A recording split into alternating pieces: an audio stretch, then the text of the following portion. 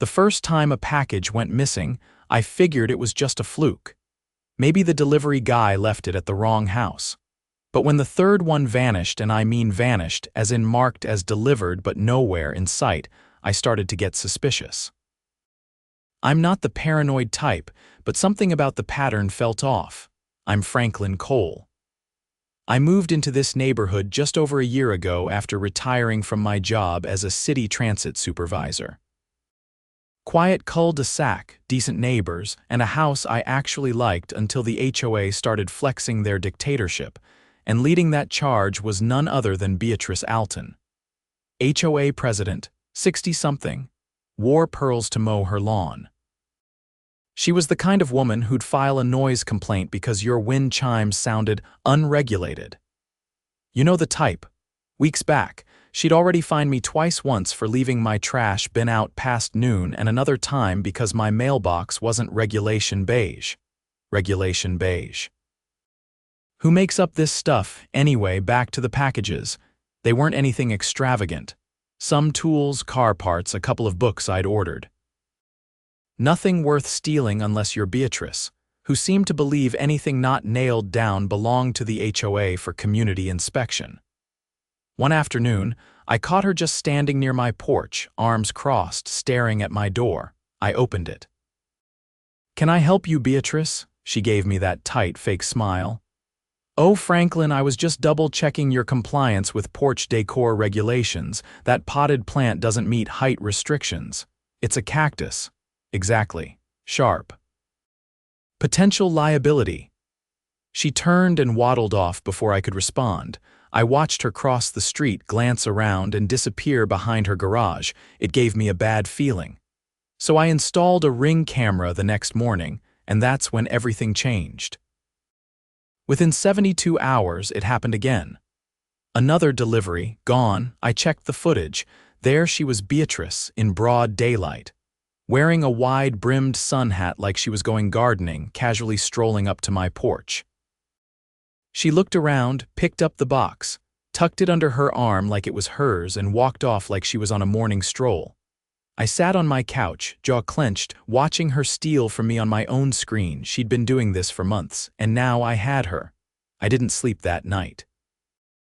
I kept replaying the footage, not because I doubted what I saw, but because I needed to be sure it would hold up. I've dealt with bureaucracy long enough to know that video alone doesn't always cut it, not unless you package it right. Chain of custody, timestamp integrity, resolution clarity. I checked it all.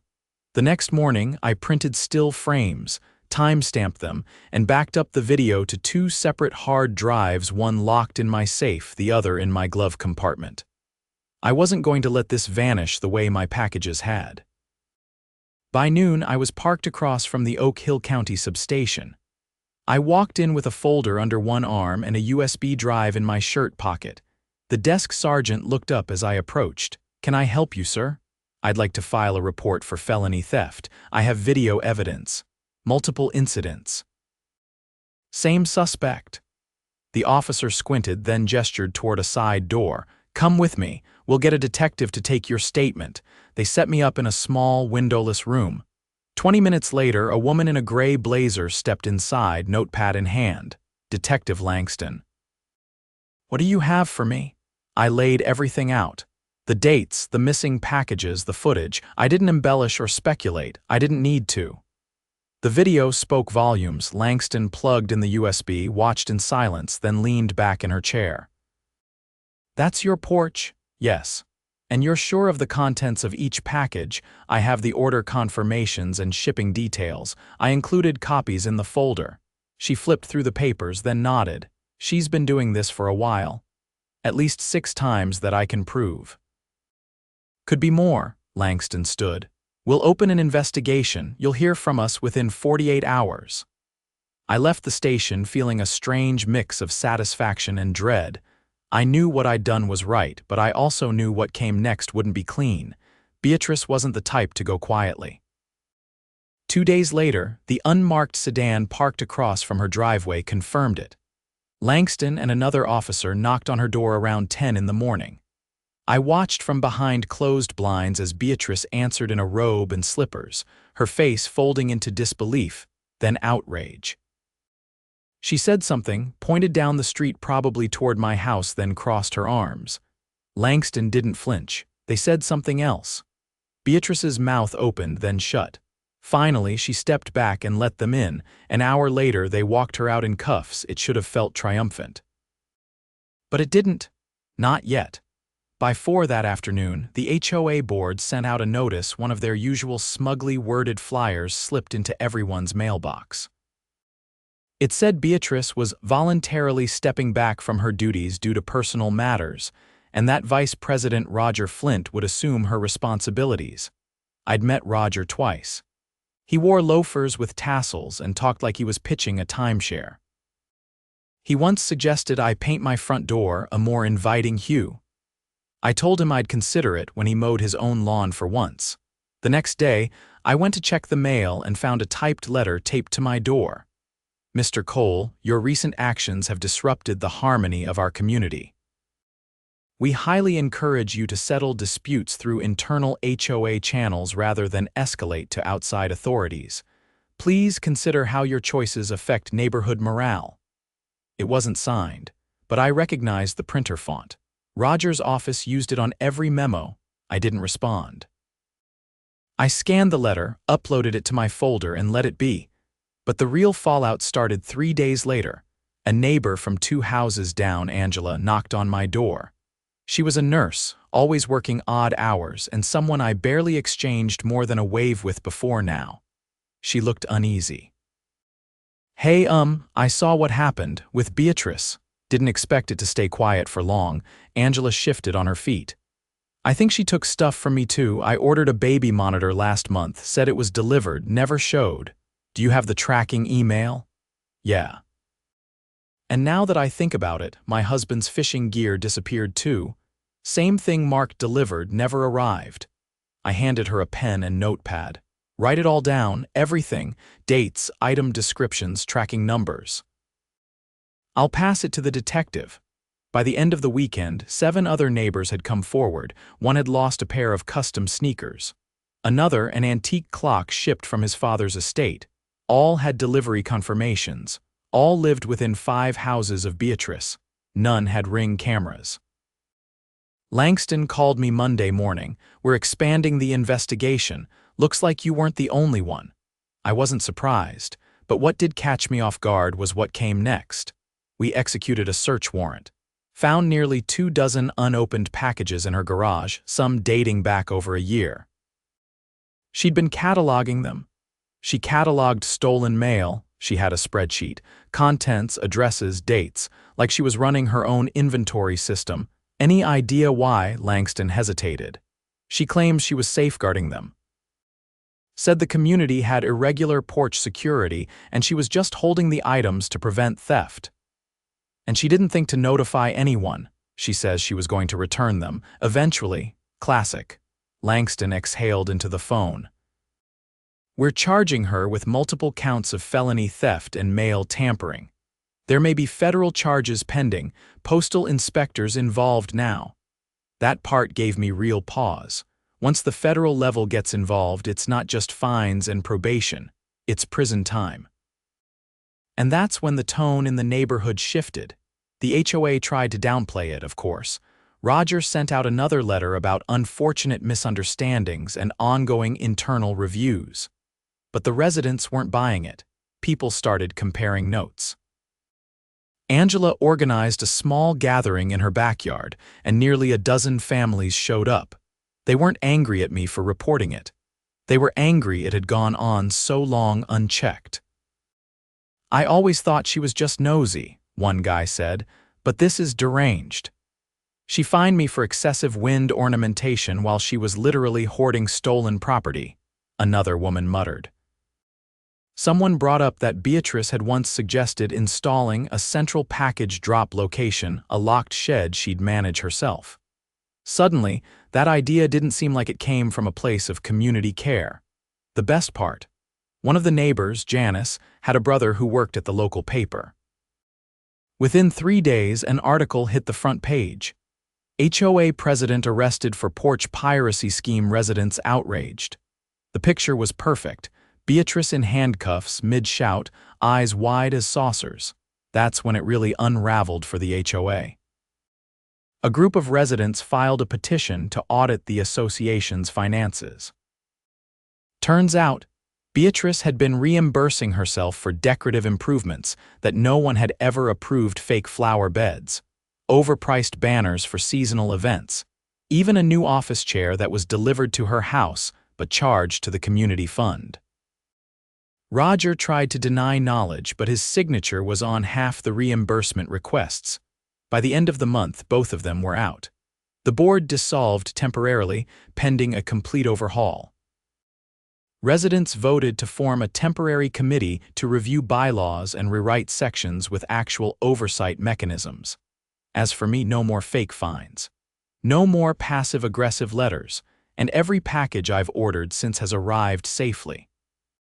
Funny how quickly things change when the queen of the castle gets caught with her hands in everyone's mailbox.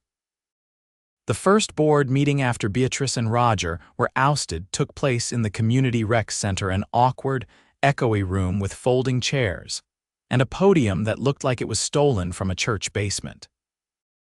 It had been hastily organized by the interim committee, a mix of people who'd never bothered to attend meetings before but were suddenly very interested in how things got done.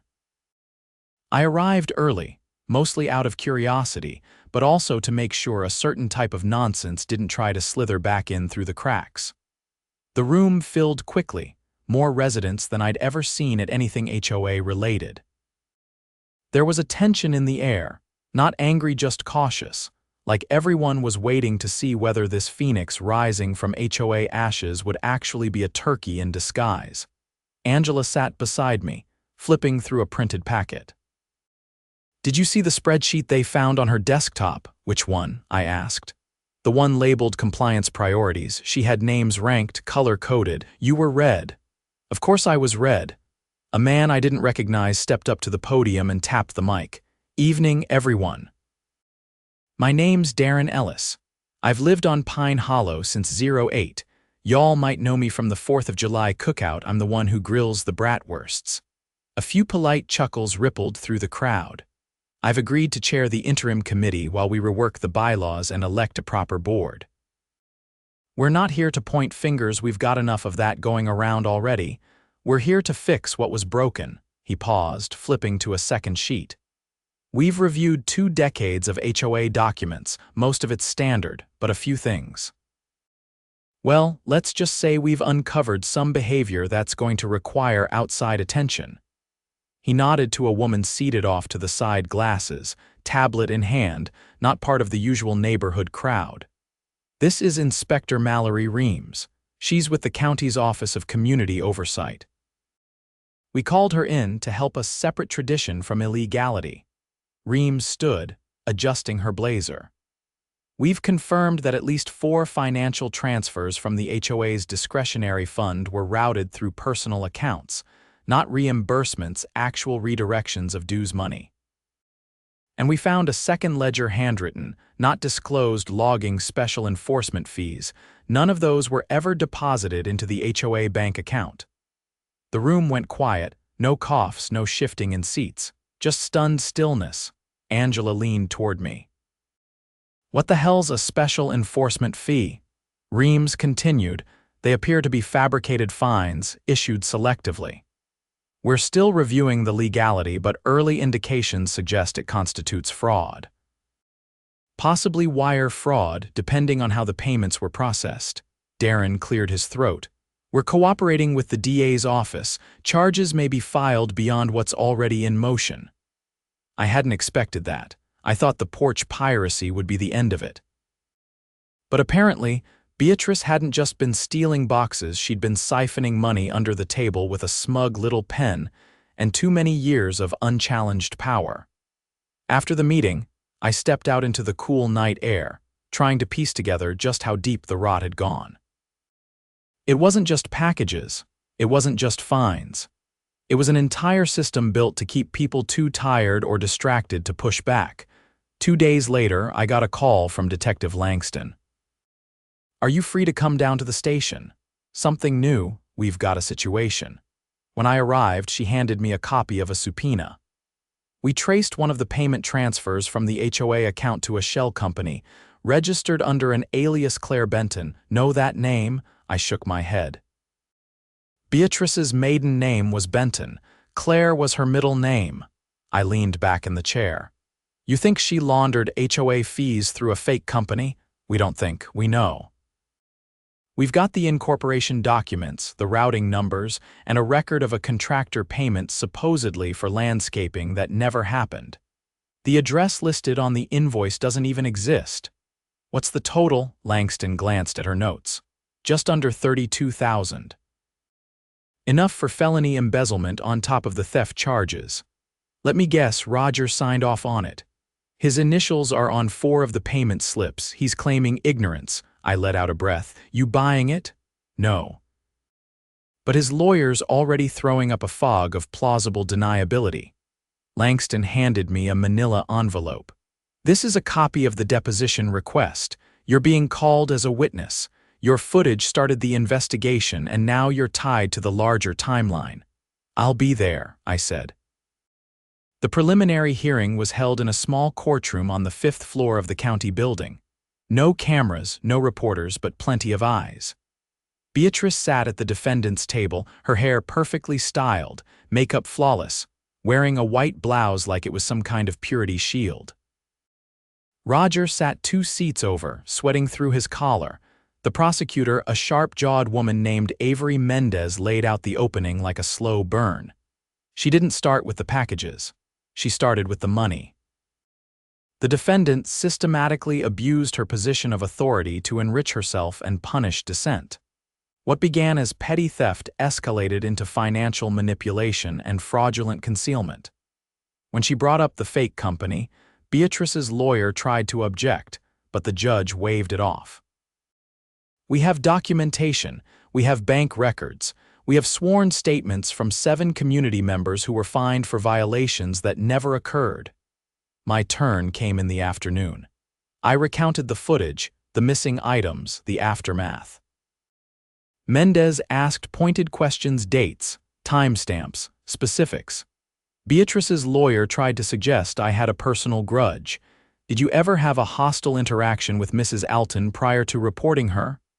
I disagreed with her interpretation of mailbox color standards. That's not exactly motive for a criminal conspiracy. Even the judge chuckled at that. Outside the courtroom, Mendez caught up with me. You did the neighborhood a favor, Mr. Cole. Most people ignore things like this until it's too late. I didn't expect it to go this deep. It usually does. Power without oversight tends to attract people who think rules don't apply to them. Back home, the ripple effects were still spreading. A community vote dissolved the old fine system entirely. All previous violations were wiped from record. Dues were reduced for the next quarter to offset the overcharges. A rotating financial oversight subcommittee was created, staffed by volunteers with no prior board involvement. And the biggest change, transparency. Every meeting was now live-streamed, every expenditure posted publicly. The new bylaws were rewritten from scratch, focusing on homeowner rights, not restrictions. Angela ended up on the policy review team. I helped draft the new dispute protocol, making sure no one would ever have to deal with veiled threats or unsigned letters again. Beatrice pled guilty to reduced charges, mail theft and embezzlement, with a plea agreement that required full restitution and a 5-year probation period. She moved out 2 weeks after sentencing. Her house went up for sale. The listing didn't mention the history. Roger resigned from everything. Word had it he moved in with his brother in another county. No one seemed to miss him. In the end, the neighborhood didn't just recover, it evolved. People who'd never spoken beyond a wave now traded gardening tips and watched each other's kids. Block parties became monthly events, not just holiday obligations. And for the first time in a long while, people felt like they actually owned the place they lived in. As for me, I kept the Ring camera. Not because I expected more trouble, just because I liked the peace of mind. And every time I opened my front door to find a package waiting exactly where it should be, I couldn't help but feel something I hadn't felt in months: relief. Not just because the thief was gone, but because the system that let her thrive, that was gone too. I was replacing the doorbell chime in my foyer when a knock interrupted. I opened the door to find a man in a tailored brown suit, short cropped salt and pepper hair, and the kind of perfectly neutral expression that screamed government. He held a badge just long enough for me to read it. "Mr. Cole, I'm Special Agent Darren Phelps, U.S. Postal Inspection Service." "Mind if I come in?" I stepped aside, gesturing to the living room. "I assume this is about the HOA case." He sat carefully on the edge of the couch, pulling out a thin black folder. "Correct. We've been reviewing the financial trail in conjunction with the county's findings. There's more to this than misused funds and stolen parcels." I raised an eyebrow. "How much more?" "Enough that we've initiated a joint task force with the State Financial Crimes Division. What you uncovered was the surface. We have reason to believe the HOA under Mrs. Alton's leadership was laundering funds through a front network small but structured." I leaned forward. "You're saying it wasn't just her?" He nodded once. "There were at least 3 others involved. 2 served on the Architectural Review Committee. One was a part-time accountant hired by the HOA 5 years ago. All the payments labeled as seasonal maintenance were filtered through shell entities, then cashed out under aliases. They used fake invoices, false addresses, and even forged vendor signatures." I stood, pacing slowly. How did no one catch this sooner? They kept the numbers low, always under reporting thresholds that would trigger audits. It's a technique we've seen before: fraud by drip. But your footage started a paper trail. Once we had probable cause, the rest began to unravel. I crossed my arms. "So what now?" Phelps closed the folder. "We've issued federal indictments for all 3. Mail theft, wire fraud, conspiracy to commit fraud, and structuring financial transactions to evade reporting requirements. They'll be arraigned next week.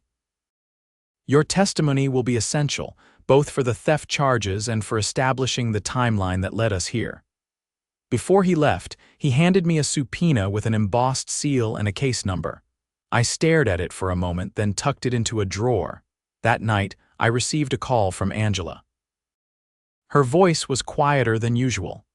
"They froze the HOA's account today, every cent, even the reserve fund." "What's that mean for us?" "No landscaping, no pool maintenance, no community center events.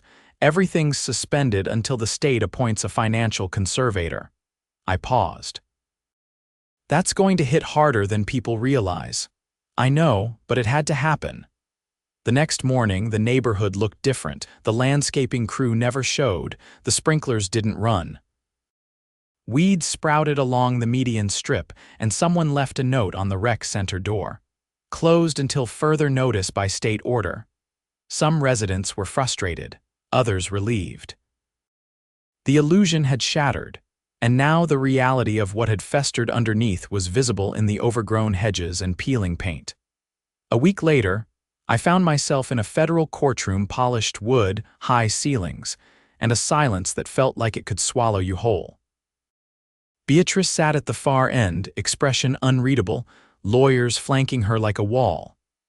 The other 3 defendants arrived separately, avoiding eye contact with everyone. When my name was called, I stepped into the witness box and swore in. The prosecutor, a tall, no-nonsense woman named Emery, approached and began her line of questioning. "Mr. Cole, can you describe what prompted you to install a surveillance camera on your property?" I recounted the pattern, the missing deliveries, the strange behavior. She guided me through the timeline, asking for exact dates and actions. When she played the footage for the court, the room remained still. No gasps, no whispers. Just the unmistakable image of Beatrice walking off with a brown box like she owned it. "Did the defendant ever offer you an explanation?" "No, only evasions and veiled warnings." "Did you witness any of the others in this courtroom participating in similar behavior?" "No, not directly." but their names appear on the documents that approved the payments through shell companies. Emery nodded, stepping back. No further questions. The defense tried to poke holes. One lawyer asked if I'd ever had a personal vendetta against HOA leadership. I looked him dead in the eye. I wanted to live in peace. That's it. 3 days later, the verdict came down.